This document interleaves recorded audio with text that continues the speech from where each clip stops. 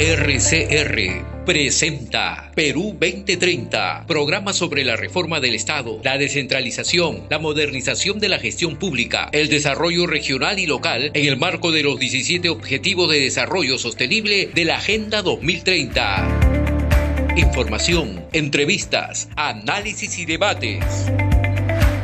Llevamos 7 años debatiendo los problemas del país y sus posibles soluciones. Perú 2030, con la dirección y conducción de Franz Portugal.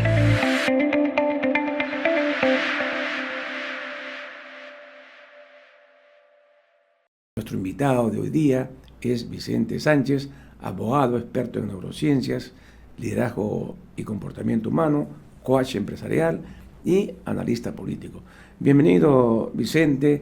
Gracias por estar aquí en Perú 2030. Muchas gracias, Franz. Un gusto participar en tu programa por primera vez y estar aquí compartiendo con tu público las ideas que creo yo son importantes compartir, de repente debatir y recibir de la propia audiencia las ideas que también puedan tener cada uno, ¿no?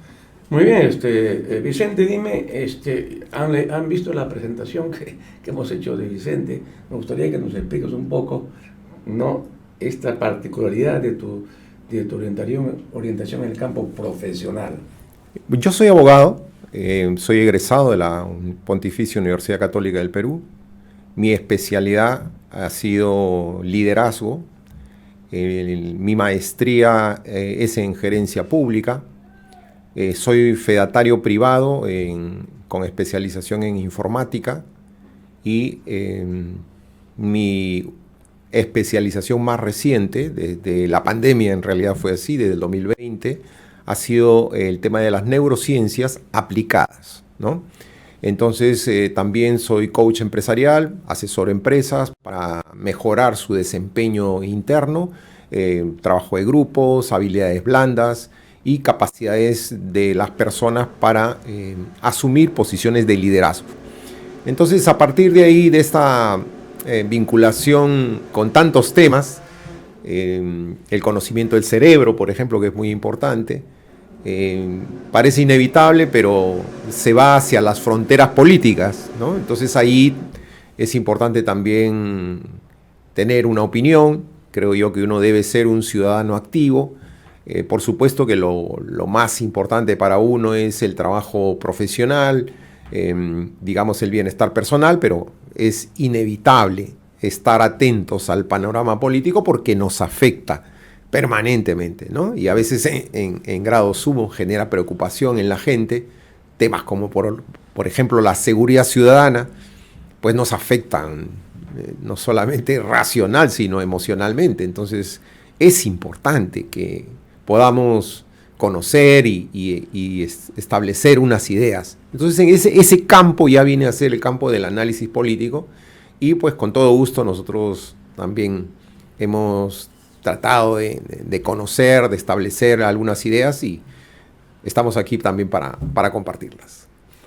Muy bien, Vicente, vamos al tema entonces de fondo, ¿no?, que hoy día nos convoca, porque la ciudadanía pues no está tan indiferente como digamos, hemos visto las encuestas, ¿no?, pero se enfrenta a un panorama totalmente diferente a las elecciones pasadas del 2021, ¿no? Estamos ante una nueva situación electoral inédita en nuestro país.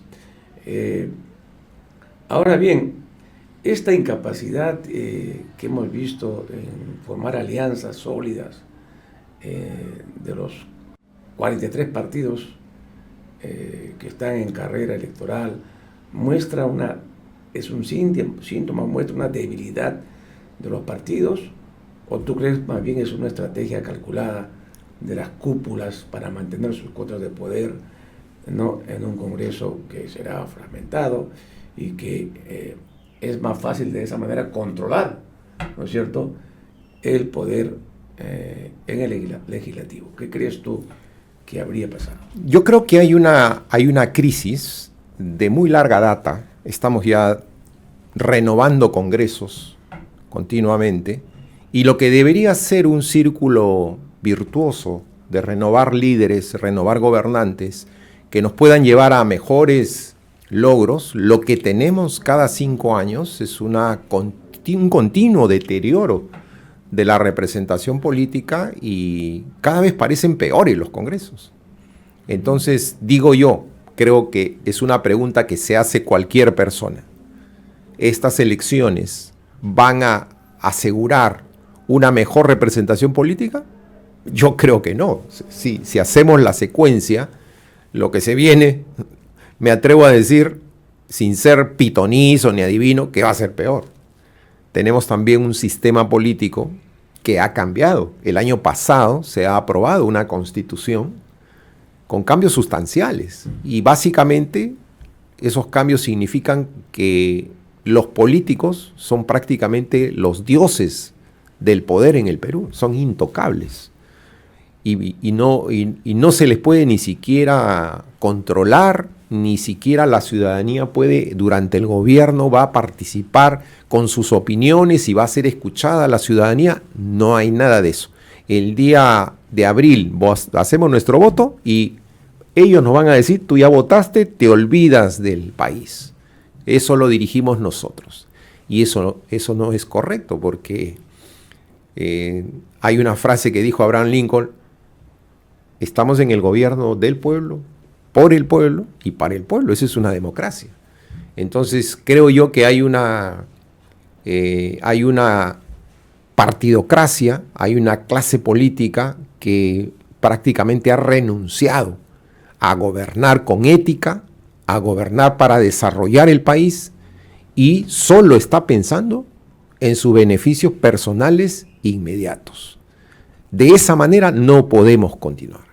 Yo creo que lo que hay que hacer, los ciudadanos, lo que tenemos que hacer, tú muy bien has dicho, la ciudadanía está involucrada, de alguna manera está atenta, receptiva a lo que pasa, pero está como atada de mano, porque toda la clase política está metida en la vaina. O sea, no hay una oposición con un oficialismo, todos, o sea, la derecha, el centro, la izquierda, todos están metidos en la cola. La pregunta es, ¿el 2026 va a ser lo mismo? Y yo pregunto, ¿qué pasa si es un gobierno de 2 partidos, digamos, de derecha? Digamos que se va a profundizar. Pero, ¿y si hay 2 partidos de izquierda, los que pasan a la segunda vuelta? Yo me atrevo a decir que las cosas no van a cambiar mucho. ¿Se van a disminuir el sueldo? ¿Van a eliminar la reelección? ¿Van a retornar al Estado de Derecho? Yo sinceramente me permito dudar. Por eso creo que lo importante ahora es establecer cuál es la dimensión de la crisis. Es una crisis muy grave y la ciudadanía tiene que entender que el cambio que hay que hacer es un cambio total de la partidocracia. Tienen que irse todos. No es fácil, pero hay que construir una visión a largo plazo. A nivel internacional, el mundo ya cambió y los políticos peruanos parece que viven en la Edad Media. Ellos creen que lo que el país va a surgir es que dándole poder, total poder a los políticos. Eso no puede ser.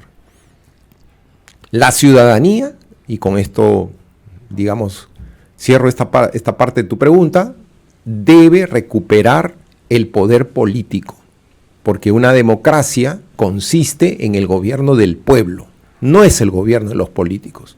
Los políticos son apoderados de la ciudadanía, y ese es el rol que deben tener siempre. Vamos a tener un Congreso que prácticamente va a ser el rey intocable. La nobleza, va a ser una nobleza como en la época de la Edad Media, en la que tenían hasta hereditaria su condición.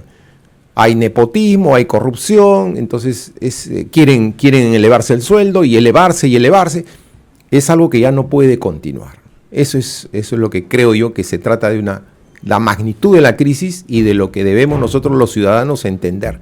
Que sin nuestra participación no va a poder renovarse, va a ser una elección continuista del modelo político y hasta peor, porque vamos a entrar ya en una dictadura parlamentaria, que creo yo es la que estamos también. Estamos en una dictadura parlamentaria. Ahora bien, las elecciones tienen un proceso establecido por el Jurado Nacional de Elecciones y hay va a haber inmediatamente un proceso de elecciones para los candidatos, ¿no? Sin embargo, se ha dicho que se eliminó las PASO. En realidad las PASO no se han eliminado, ¿no? Hay que hacer una precisión acá, sino que ya no son obligatorias, ¿no? En la norma existen las elecciones primarias abiertas, democráticas, donde pueden participar en el modelo establecido en la reforma electoral de las PASO, pero han agregado, ¿no?, 2 formatos más, ¿no? Uno de ellos es la elección por delegados, ¿no? Como la experiencia anterior se ha demostrado, esta es una forma encubierta de tener el control de parte de las cúpulas partidarias para designar a los candidatos. O sea, en realidad de democrático no tienen nada. Desde el inicio no hay un manejo de quiénes serían los delegados, y luego los delegados prácticamente no deciden, sino es una formalidad. Quien decide es el jefe del partido o el dueño del partido. Esa es la situación de lo que va a pasar. Entonces, frente a esta situación y estas alianzas pragmáticas que se han formado, ¿cómo se podría garantizar que los candidatos al Congreso, ¿no?, y a la presidencia representen realmente proyectos y no solo ambiciones individuales o de grupos de poder? ¿Cómo crees tú que...? Porque el programa pasado habíamos conversado sobre... Había una degradación de los candidatos al Congreso, ¿no? Señalamos que este Congreso actual es uno de los peores congresos, ¿no?, en cuanto a idoneidad de quienes son actualmente parlamentarios. ¿Cuál es tu visión al respecto? Por ejemplo, en una empresa privada, cuando se convoca una junta general de accionistas, todos los accionistas votan. O sea, con el número de acciones que tienen, se establece el voto. Cuando una organización civil, una asociación civil, vota en una asamblea general, sus asociados, todos tienen el derecho a voto. ¿Por qué en un partido político, en el cual está integrado por afiliados, que incluso han firmado, han puesto su huella, el organismo electoral ha verificado que sea su firma genuina, cuando hay que elegir a gobernantes, por qué ellos no tienen el derecho básico? Porque ni es voz ni voto. Básico, ¿no? A no tener voz ni voto. Bueno, ya, supongamos que porque hay mucha gente no hay voz ya, pero por lo menos el voto, ¿no? O sea, un afiliado, un voto, debería ser algo elemental, sobre todo si vas a elegir a tus candidatos a la presidencia de la República, al Congreso. Pues lo mínimo es un militante, un voto. Aquí en el Perú se zurran en eso. Por eso digo, todos los partidos están... Porque, ojo, no es solamente porque alguien puede decir, no, pero la derecha, el centro y la izquierda hacen exactamente lo mismo. Elección por delegados. Y mientras más chiquita es la cantidad de delegados, mejor, ¿no? Porque como tú bien dices, al final decide el dueño o los dueños del partido. Entonces, algo pues es lo que está mal. Está mal no solamente el sistema, que es un sistema que alienta precisamente el autoritarismo de cada partido, y está mal también la cultura política. Porque la democracia interna no existe, desechada. pues. No existe, no les interesa. No les interesa la democracia interna, ¿no? Entonces, vamos a tener a candidatos al Congreso que los va a definir pues la cúpula. Digitados por el dueño. Digitados por el dueño, y va a haber elecciones internas para, digamos, las regiones, porque hay candidatos que van a ser elegidos por lista cerrada, claro, ¿no? Pues es decir, por el partido, directamente por la dirección del partido, y los que van a ser elegidos por los delegados a nivel regional. Que también van a estar pintados en la pared. Que van a estar pintados en la pared. Entonces, ¿hay que ir a ese proceso? Sí.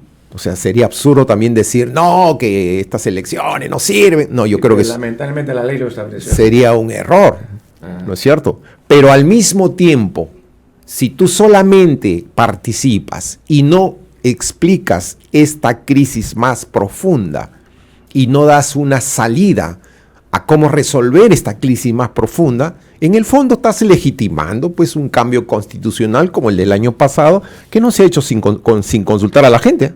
O sea, has modificado buena parte de la Constitución el 2024, pero lo has hecho como Congreso. No has hecho ni siquiera una consulta a la ciudadanía. Oiga, ¿usted está de acuerdo o no está de acuerdo con los cambios constitucionales? ¿Sí o no? Ni siquiera eso.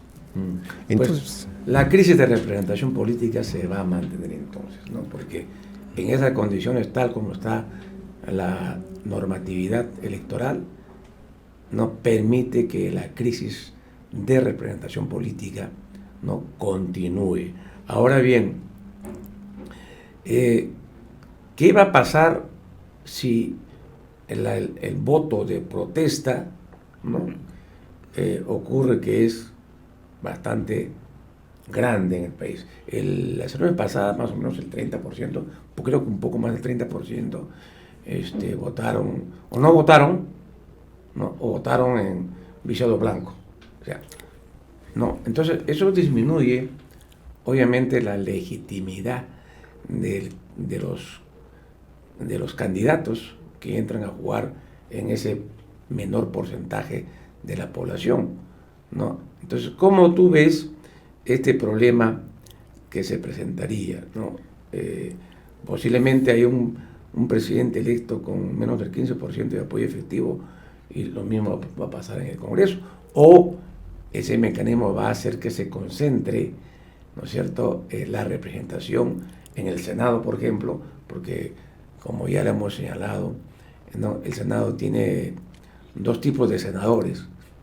Un senador por distrito único, o sea, todo el país vota por ellos, y hay también los regionales, ¿no?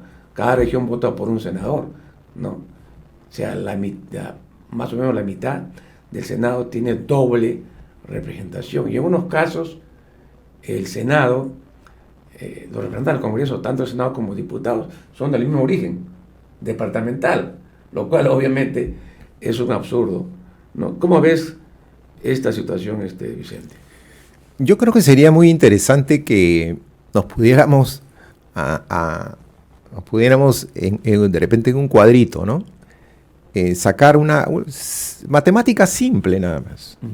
La exigencia para mantener la valla electoral, para mantener la vigencia del partido y para lograr una bancada es del 5% que debe lograr cada partido. Tenemos 43 partidos. Uh-huh.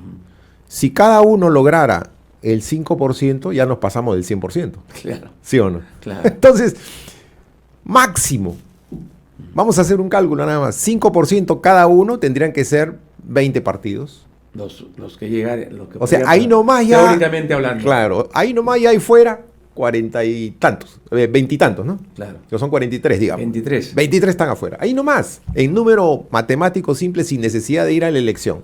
Ok, vamos a la elección. De esas 20 posibles que entran, ¿van a sacar todos 5%?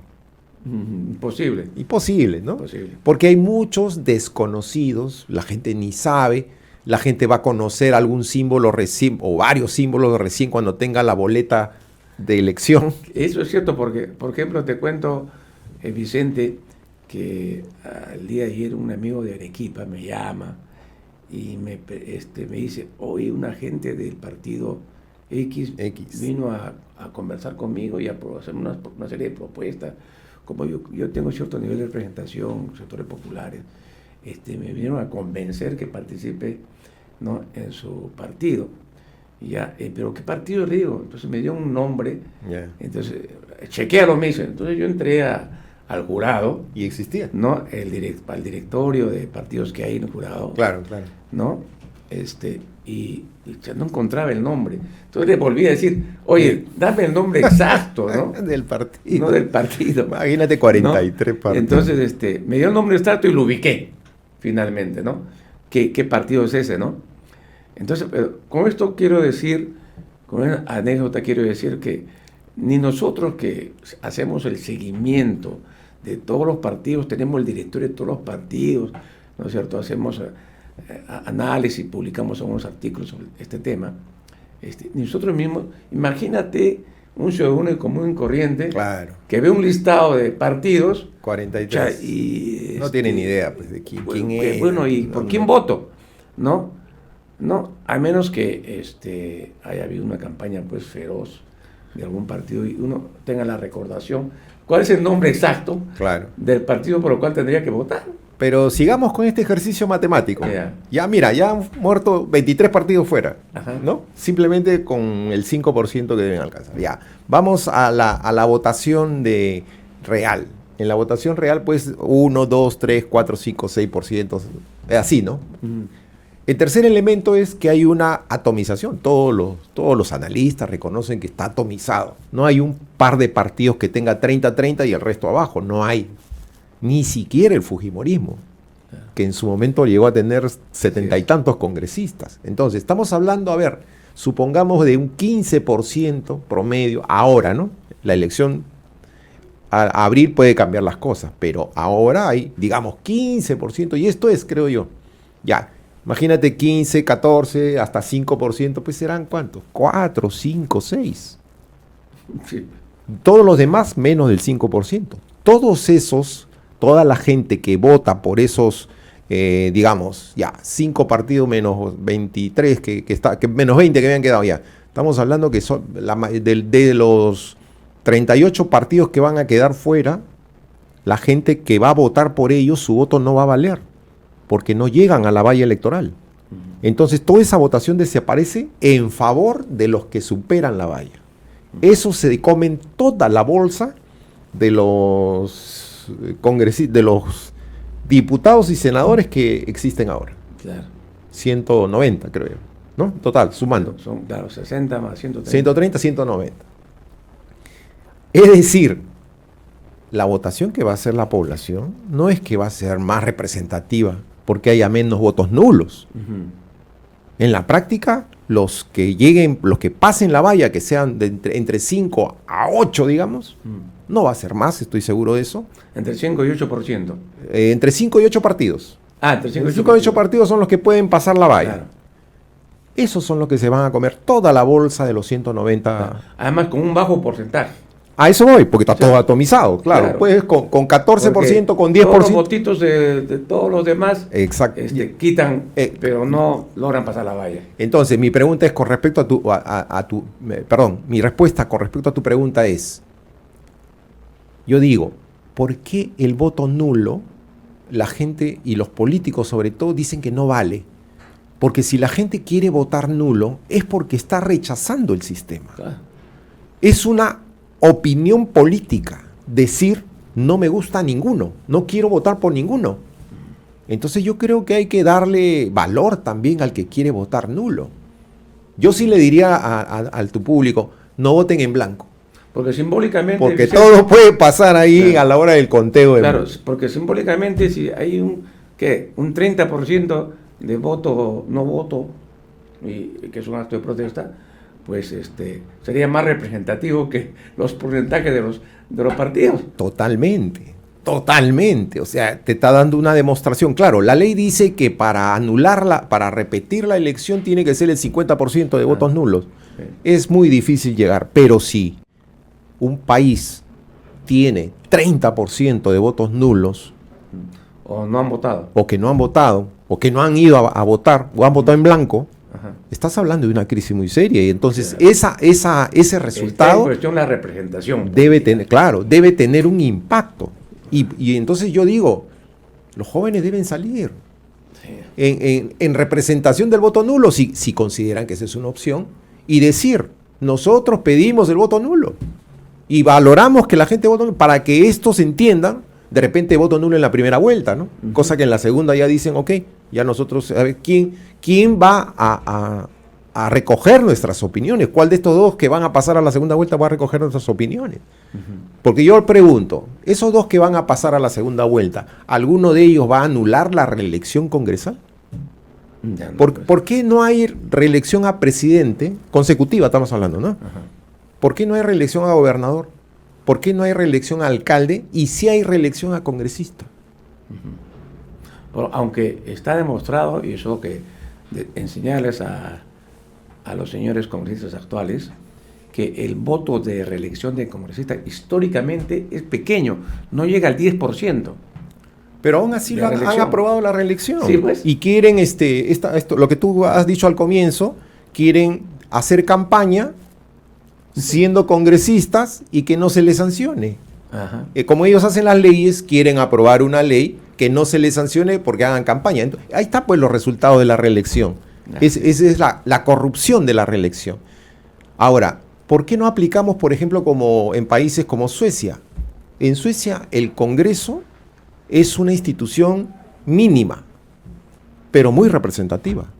Es decir, allí un congresista no tiene pues 5 asesores.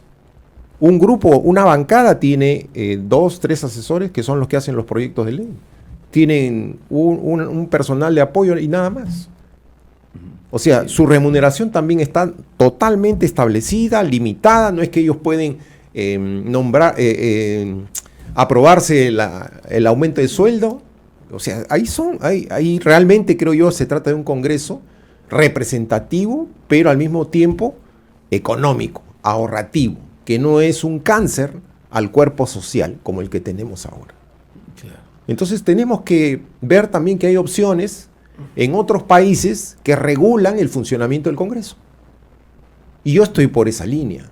El Congreso tiene que entender que no es el primer poder del Estado, es uno de los 3 poderes del Estado. Son 3 poderes entre iguales que en una democracia lo que tienen que hacer es, entre ellos, controlarse. El equilibrio del poder está hecho para que no haya un poder que encime al otro, como pasaba con los reyes.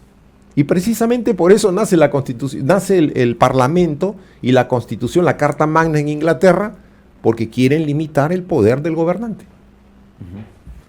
Ahora bien, Vicente, hay una tesis que le ha planteado Tuesta Soldevilla, que dice que en este proceso, y según los cálculos que habrían hecho las bancadas actuales que están en el Congreso, que tienen control del Congreso, ¿no?, es que al tener ellos su marca más presente en la memoria de los peruanos, por ser tener representantes en el Congreso, ¿no?, eso sería un factor que haría que la gente vote por esas marcas políticas y no vote por las marcas nuevas que no conocen, no tienen información, ¿no?, y que no está en la memoria colectiva del electorado, ¿no? Yo tengo mis dudas sobre eso, porque conforme avancen las encuestas, una vez que se defina en diciembre ya las candidaturas, esas encuestas van a cambiar totalmente con respecto a estas encuestas actuales, ¿no? Y por otra parte hay el otro argumento que dice que, en contrario, que dice que el electorado va a castigar, ¿no?, a las actuales marcas políticas en el Congreso por todo lo que han traficado en este periodo de gobierno y de parlamentario.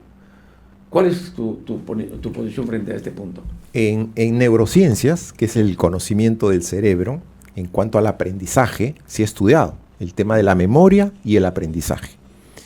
Si tú repites A 2 veces, A 3, 5, 10, 11, 20 veces A o B o C o D, el cerebro lo que hace es generar unas redes sinápticas, son un conjunto de neuronas que se establece ya la memoria y que va a recordar A, B, C y D.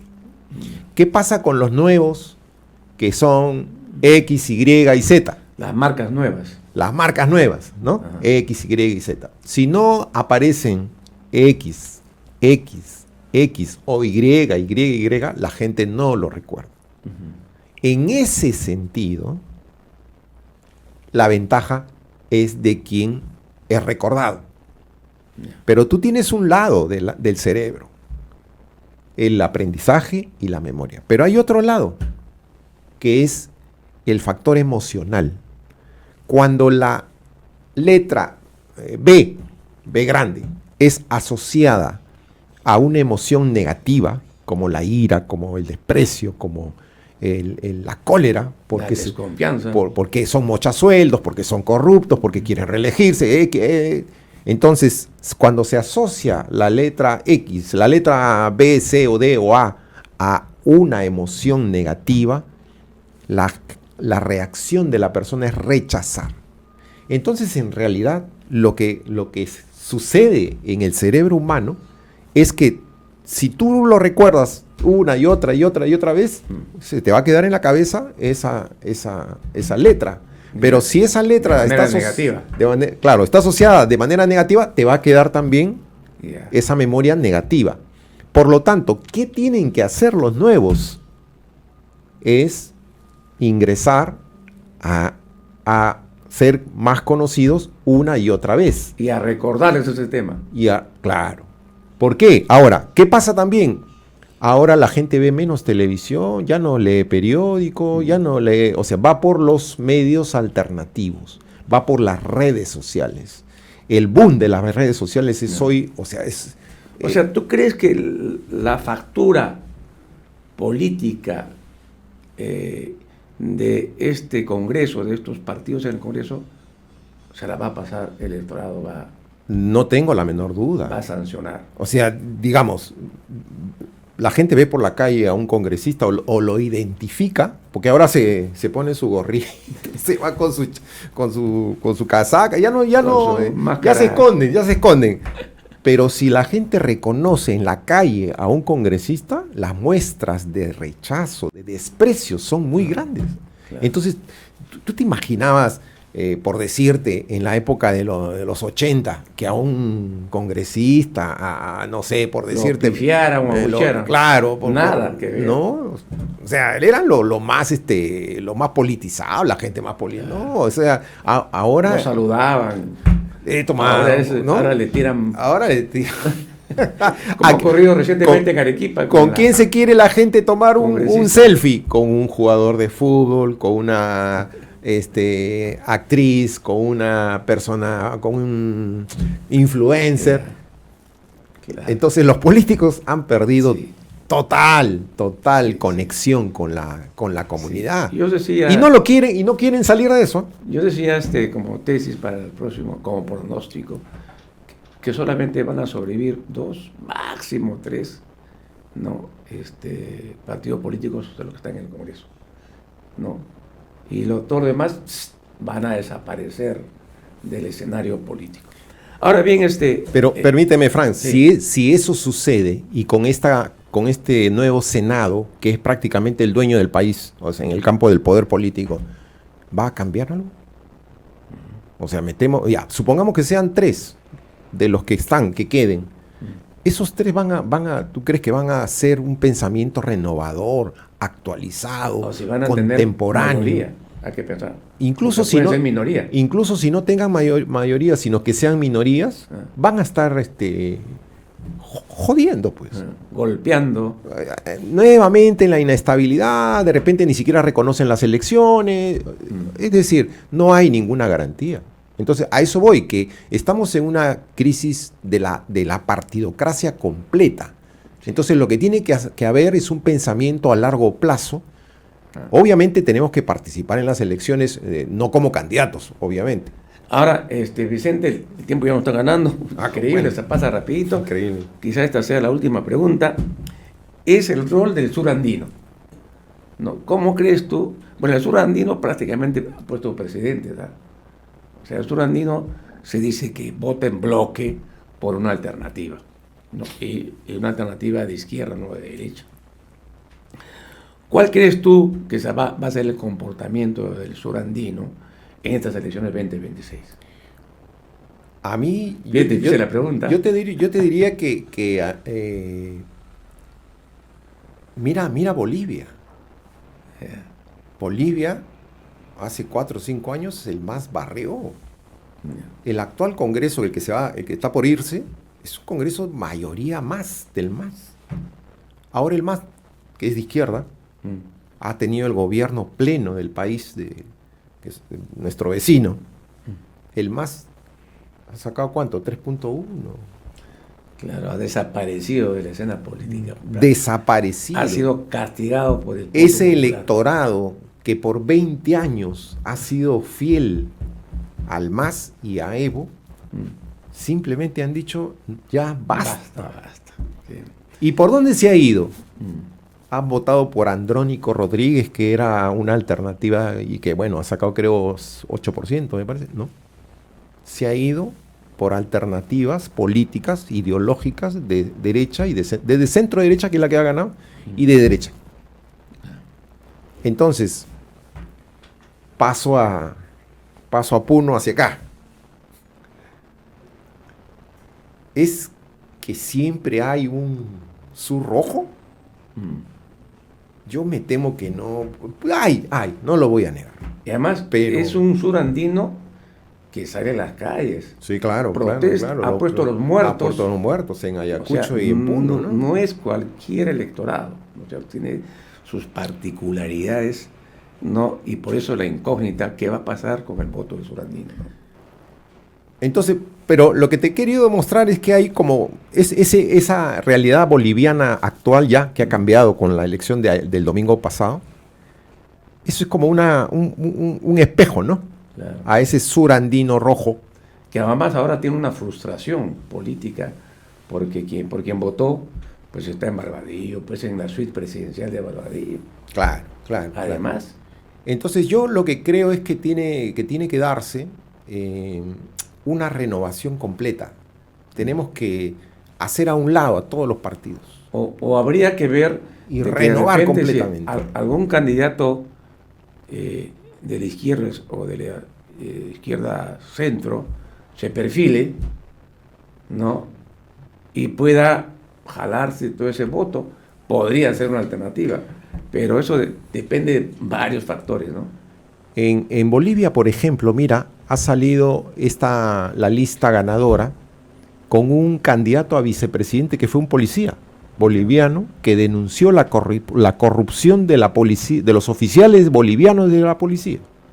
Entonces, lo que yo creo es que debe haber una recomposición general del panorama político, y eso parte de los ciudadanos. Aquí la lucha es de la sociedad contra los políticos, creo yo. No es de derecha o de izquierda, porque ellos son lo mismo, sino es de la población hacia la política. Esa es la gran transformación que debe darse en el Perú.